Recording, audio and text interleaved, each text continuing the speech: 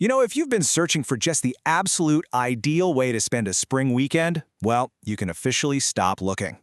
Welcome to today's Explainer. We are diving into a really vibrant community gathering happening on Saturday, May 30th, right in North Yarmouth.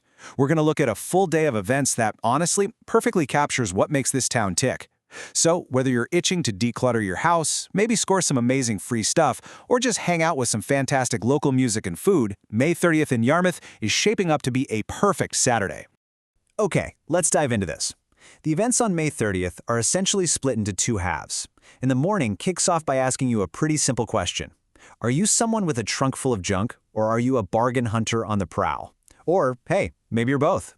We're going to walk through exactly how this day flows, starting with a bustling community exchange in the morning, and then rolling right into a totally joyous block party in the afternoon.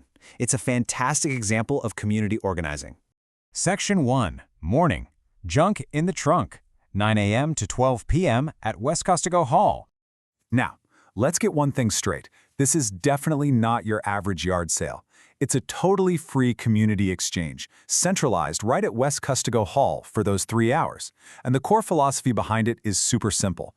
Clear the clutter, free cycle. That is the official rallying cry. It isn't about making a quick $5 off an old lamp. It's entirely focused on sustainability and that whole free cycle movement. Keeping perfectly good stuff out of the landfill and giving it a second life with a neighbor who could really use it. You clear up space, and someone else walks away thrilled. Total win-win. So, how does it actually work? Well, there are two main ways to jump in. If you've got items to give away, you're a trunk. You literally just load up your car, but the crucial detail here, actually the absolutely crucial detail, is that you have to reserve your parking space online in advance. The spot is free, but they need you to register just to manage the lot. Now, on the flip side, if your goal is just to browse and haul home some great stuff, because honestly, what's better than free, then you're a bargain hunter. And for you, just show up. Seriously, no registration needed whatsoever for the hunters. But an event of this scale doesn't just magically happen. It takes some serious coordination. This whole morning free cycle extravaganza is a collaborative effort between the Prince Memorial Library and the North Yarmouth Waste Reduction Committee. It's just a fantastic example of civic groups teaming up. The Waste Reduction Committee is, of course, championing that zero-waste sustainability angle, while the library acts as that ultimate community hub, bringing folks together. Just a brilliant joint effort to start the day. Section 2. Afternoon. Village Block Party. 1 p.m. to 4 p.m. at the Village Green.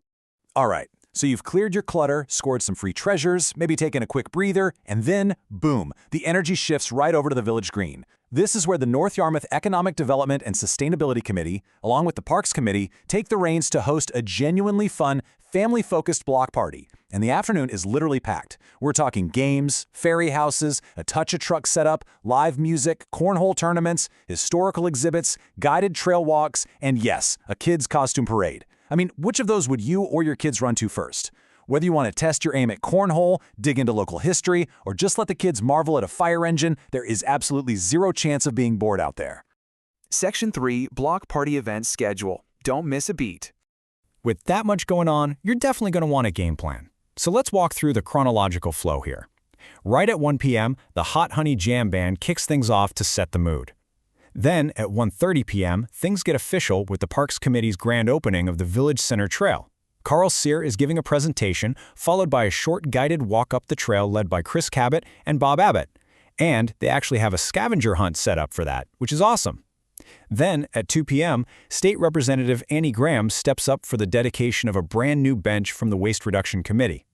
Hit 2:30 p.m., and you've got a choice to make. We've got simultaneous events. The FLUK's band starts their set right as the highly anticipated Kids Costume Parade gets going, so you get a great live soundtrack for the parade. And finally, if you're ready to stretch your legs again, at 3 p.m., guides Karen Harold and Bob Abbott are leading a longer walk on the Village Center Trail all the way out to Knight's Pond. Section 4. Food, Fun, and Community. Celebrating our local sponsors and groups. Look, you can't have a real block party without great food and solid community support, right? For your afternoon snacking, two absolute pillars of the town are stepping up. The North Yarmouth Fire Company is bringing out refreshments and a whole spread of baked goods to satisfy your sweet tooth. On top of that, the North Yarmouth Historical Society is serving up a classic hot dog lunch. And what's really great about this is that buying that hot dog lunch directly benefits the Historical Society. So you get a perfect summer lunch, and you're literally funding the preservation of your town's history at the exact same time. Before we wrap things up, we absolutely have to recognize the backbone of this whole day. The main organizers pulling all the heavy lifting for the afternoon are the Economic Development and Parks Committees. Plus, local businesses have been super generous, donating raffles and prizes to add that extra layer of excitement. And we have to give a huge shout out to Walnut Hill Construction Company. They made all of this possible as the major sponsor. It really does take a village to throw a village block party. So, all of this brings us to one final thought. What does a truly vibrant community look like to you? Is it neighbors happily swapping goods for free to reduce waste? Is it kids in costumes parading across the village green? Or maybe it's just listening to a local band while eating a hot dog that supports local history. On May 30th in North Yarmouth, it's actually all of the above. I really hope this explainer has given you a solid roadmap for the day. Mark your calendars, go reserve that trunk space if you need it, and get ready to step right out your front door and experience this amazing community spirit for yourself.